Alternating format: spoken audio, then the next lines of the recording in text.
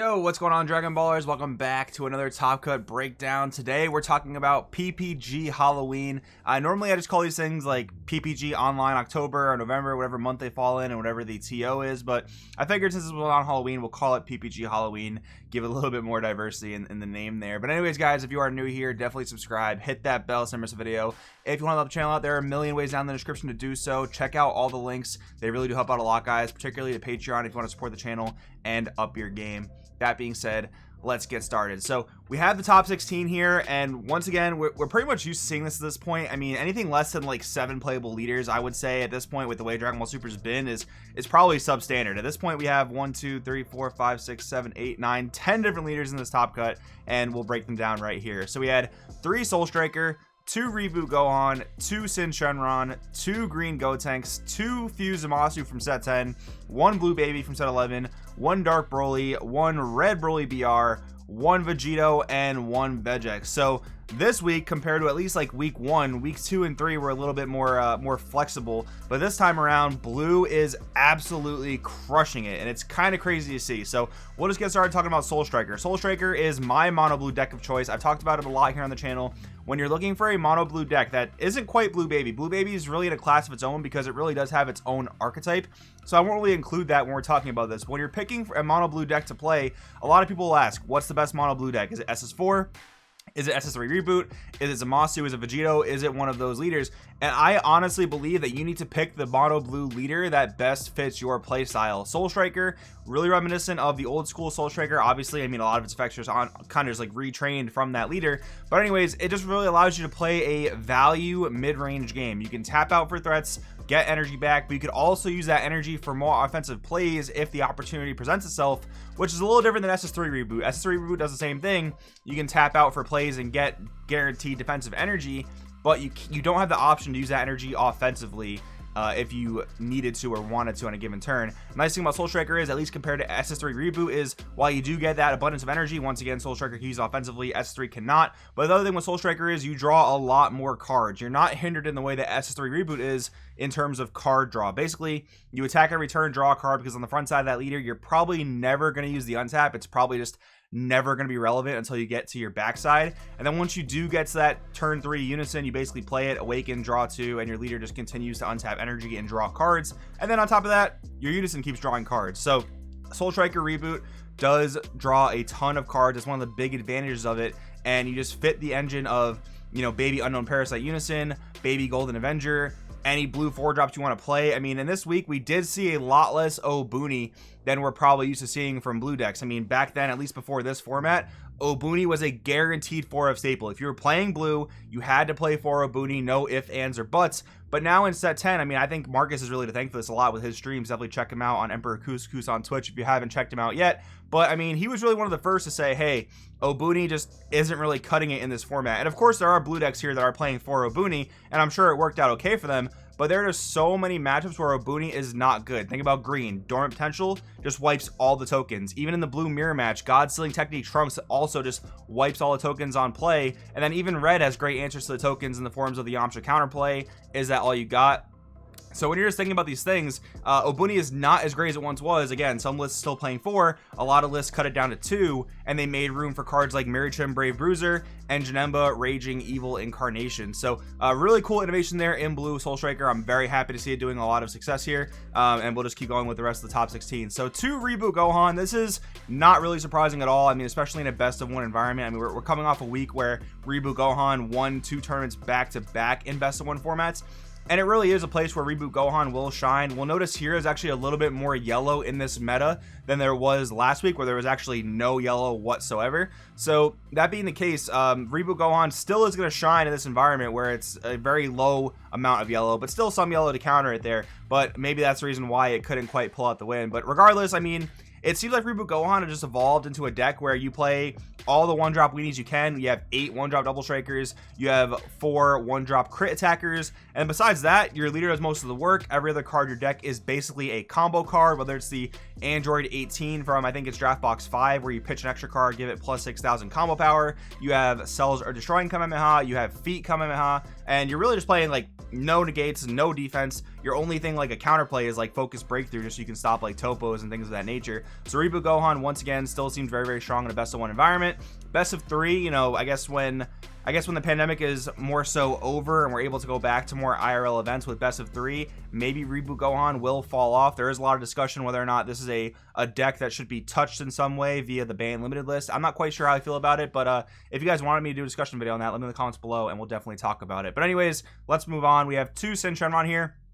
Sin just seems really strong. I mean, when you're looking at control decks in this format, it actually seems very similar to last format where Sin and Invoker are probably pulling the most weight. I mean, they just seem to be doing the best. And again, here it's kind of interesting because Invoker actually missed this top cut, but it has topped in set 11 over the past few weeks. So I guess here it missed, but Sin Shenron just seems to be the other control deck. And I think when you're looking at like these spectrums of the game, right, where they have like aggro on one side, control on the other side, I think like when you really reach across that entire spectrum, I really think that Invoker and Sin Shenron sit the furthest towards that control spectrum. And I say that just to mean that I think that these are the 2 most pure examples of control decks we have in the game at the moment, and it means control is alive and well, which is pretty cool. I think we see a lot of mid-range in this top cut, which we will obviously talk about, but Sin Shenron is doing as well as it has been and doing as well as it is doing in set 11, considering it's basically a set 10 deck, albeit got some really powerful support in set 11. It's very, very nice to see. Next up, Green Gotenks. Man, how the mighty have fallen. Again, I didn't really think that it would stay at that level of dominance from week 1, where it was taking over like 50% of the top 8s at several different tournaments. I really didn't think it would maintain a level of dominance, and this is pretty much showing that. This is definitely showing that Gotenks is tapering off a little bit, and that it's pretty much finding a happy middle ground in the meta where it can kind of just, it can chill there, it can do its thing, and it is still a very powerful deck. I mean, Grim Reaper of Justice, 100% a card that should probably have unique, but that's a different conversation. It's just a super powerful deck. But I think the thing with Gotenks is it's very linear and very predictable in the sense that it just drops Grim Reaper after Grim Reaper after Grim Reaper. Like, just from my personal experience playing Soul Striker, the way I would play the matchup is I will just remove every Grim Reaper you play. Sure, you can get back all your fusion pieces, that's fine, but you can't recur your Grim Reapers. So I'll max power your Grim Reapers, I'll Gogeta 5-drop your Grim Reapers, I'll do whatever I can, just remove them, and then I know I can't get Cell Xeno'd, so once we're at that point in the late game, I can pretty much just win out there. And that's kind of just me giving you an example of how Gotenks is very, very predictable right now, and I think that's gonna kind of lay to its detriment, but still it's going to be very consistently powerful because again, the deck is hyper consistent, does a very powerful thing over and over and over again. But if you know how to exploit that, I think that's where you're going to see the benefit when you're up against Gotenks. So anyways, 2 Fuzamasu. I've talked about it a lot and I kind of wasn't having anything to show for it, where we had 2 Fuzamasu in top here, and you know, blue, if Vegex was the best deck in set 10, then blue was the second best, and not by a very far margin, because Zamasu and Vegito absolutely destroyed set 10 format. They were all over the place, topping every single event, and Zamasu's back, and that's pretty cool to see. Now, the thing with this mono blue deck, like I mentioned before, picking a leader that kind of suits your playstyle, Zamasu definitely offers a lot more aggression that other blue leaders don't quite offer, and that is actually very helpful when you're up against Sin, when you're up against Invoker, up against these control decks. You want to be much more aggressive.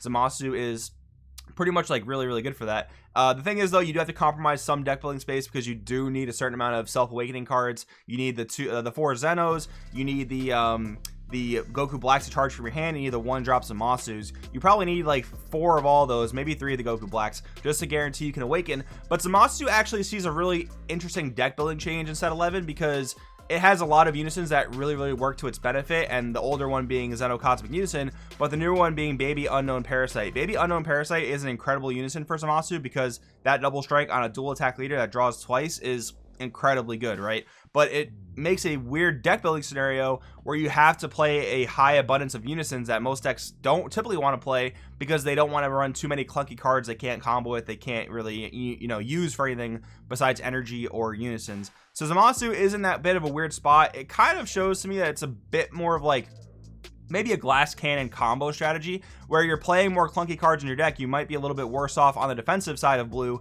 but just for, all out going in, Zamasu seems very good for that. So anyways, 1 blue Baby, we'll talk about it. This is a pretty cool thing to see here. I mean, I think a lot of people predicted that Baby would be incredibly strong at the beginning of set 11 format, like right before we got into the format. But I think one of the biggest things holding baby back is Revenge Big Bang Attack. It is a tournament pack promo. They are very, very hard to get.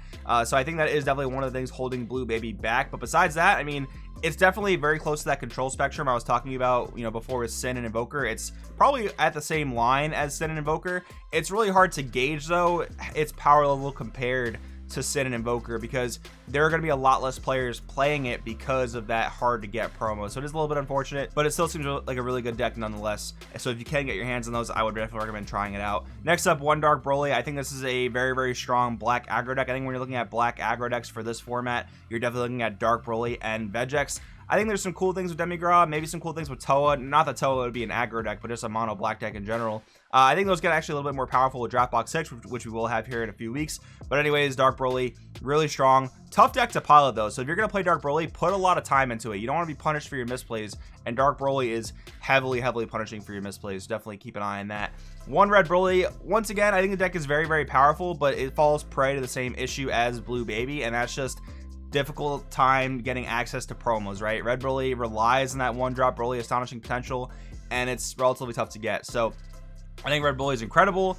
It would probably take more spots in top, to be honest, if it wasn't so hard to get those promos, but it is what it is, I suppose. And then Vegito at one slot, another blue deck that just, you know, did really well this weekend. And this is cool because Vegito is finally seeing the results of those new set 11 cards that help him out, particularly the one drop Oob blocker that says when you play this card, if you have a unison, draw one. That card pretty much just screams Vegito. So it's pretty cool to see that Vegito is able to play with that card, and then the rest of it just mono blue good stuff, right? You have your Obunis, you're teching your Mirichums, possibly your Janemba Raging Incarnations of Evil. So just that blue tech there with a different leader that gives your unison game ending power is pretty cool. And then finally, guys, the winner of this tournament, Vegex. It's so strange to see that Vegex is still winning tournaments. Not saying it's a bad deck. I think it's actually still a very, very good deck. I do have a deck profile on the channel if you want to check it out from a few weeks ago. I think it's only 2 weeks ago, actually. But anyways, Vegex is still very, very powerful. Yes, they lost the full power Bibity. No, they can't swing with a one drop Supreme Kai and make it a 34k beater with one card, but the deck just still provides so much free value. Mill 5, potentially play anywhere from 1 to 5 cards off the mill, and then the rest of your cards in the drop area have some good synergies there. And then Man on a Mission Goku is honestly one of the best cards that came out for Vegex, and I didn't really think, you know, pre-set 11, I didn't think it would be such a good card in Vegex because, you know, generally you don't want to warp so many cards, but if you can really manage it well, Vegex rewards you heavily for managing your drop area and your overall usage very, very well. So overall, guys, that's going to be the top cut breakdown here. I hope you guys did enjoy it. Let me know in the comments below what you do think. Thanks for watching, and I will see you guys next time.